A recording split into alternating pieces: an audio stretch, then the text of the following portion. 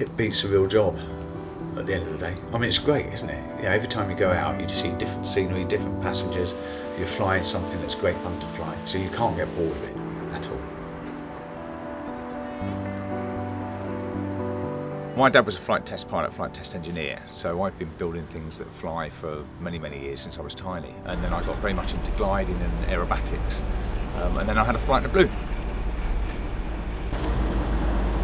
I went to one of the first balloon fiestas at Ashton Court about 32 years ago, and it's his 34th year this year. But never really had, I mean, I thought they were great, but never really had any desire or ambition to fly one, or fly in one. That came later. And it was just brilliant. I thought, cool, I like this. And so I've always been fascinated by flying. And I love getting up early, yeah.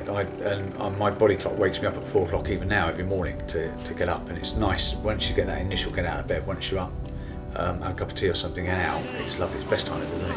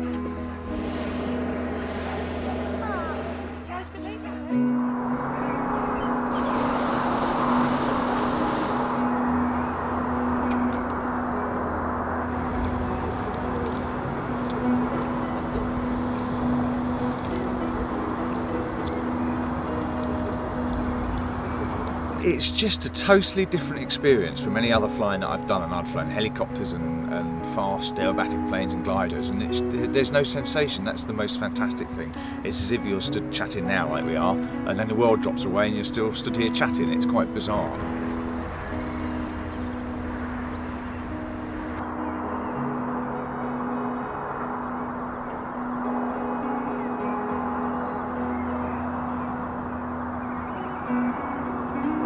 I first got into flying by a friend of mine who took me flying over Bristol, and I'd done about 3 flights, and then I met Clive. He taught me to fly, and during that process we also got engaged and got married as well. So he actually proposed to me at 8,000 feet above Bath. Yeah, I'll never forget it. Yeah, well, it was from the Bath Balloon Fiesta, and she didn't know that I was going to propose. I don't think she knew. And we climbed up, proposed to Jo above this bit of cloud, and said, "Hurry up, quick!" And she said yes. And then I got her to fly as we dropped down, and we actually went up onto Salisbury Plain. At our wedding, we also left by balloon, and again it was a very, very windy flight, and we took off. We wouldn't have normally flown actually, but we thought we have to do this. When we went into land, Jo was still in her dress and she had her ballooning boots on underneath her dress. And then her words were, "If you were in my bloody dress, that is it," as we're going across this field, dragging along with dust coming in. It's quite funny. It's very difficult to describe what it's like being in a balloon, but it is an ultimate dream of a lot of people, and I think it's that freedom and the sort of, I don't know, the childhood wonder of balloons, and I think we all have that in our hearts when you see a hot air balloon go over. What we see when we're flying and out and about is a continually changing scenery with the seasons. You know, we go from the winter when it's cold and frosty to the spring now, which is one of my favourite times, the next 6 weeks, when all the leaves and blossom are coming out, and then summer, then to the harvesting, and then to the autumn. So it's continually changing. You know, the fields never look the same twice in a month.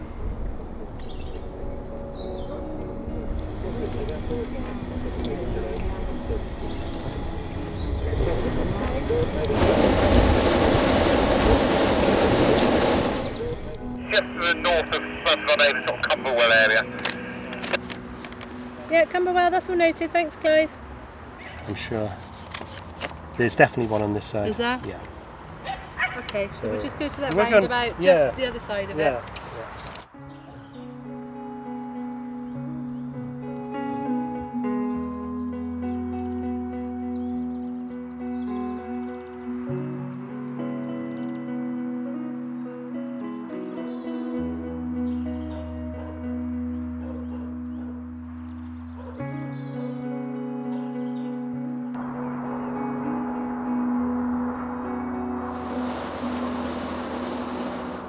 I think every pilot's heartbeat goes up a little bit on landing. You don't want to slap the passengers in.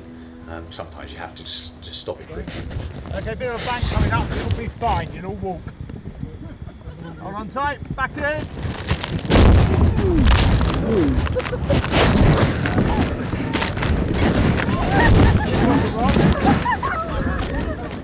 Now I see why you've got grab handles. You charge them for plowing? I mean, what you've got to remember is that we're flying an 11-ton mast with no wheels and no brakes. So you're dragging across the rough fields. They're just a big sail, if you want, and very affected by the wind. Safety's got to be the paramount thing. And it's exciting. I'm excited every flight I go up on. It's great.